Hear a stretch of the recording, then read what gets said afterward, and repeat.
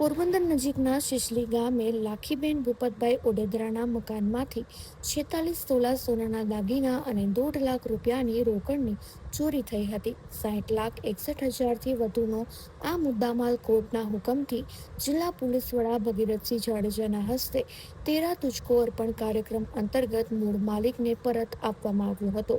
તેથી પોરબંદર પોલીસની કામગીરીને લાખીબેન ઓડેદરા અને તેમના પરિવારે આવકારી હતી તથા પોલીસની સતર્કતાને લીધે ગુનો ડિટેક્ટ થયો હોવાથી તેમનો આભાર માનવામાં આવ્યો હતો. આજ રોજ મારી બેનના સોનાના દાગીના 100% રિકવર થયા. 47 તોલા સોના, 1.5 લાખ રૂપિયા રોકડા. એમાં ભગવદર પીએસઆઈ સાહેબ શ્રી, ડીવાયએસપી બગડુ સાહેબ અને એસપી સાહેબ અને તથા સમગ્ર પોલીસ સ્ટાફનો ખૂબ ખૂબ ધન્યવાદ માનું કે જેની રાત દિવસ જોયા વગર મહેનત કરી અને 100% સોનાની રિકવરી કરી અને મારી બેનને પરત આપેલ છે. તે બદલ હું બધા જ પોલીસ સ્ટાફનો ધન્યવાદ માનું છું.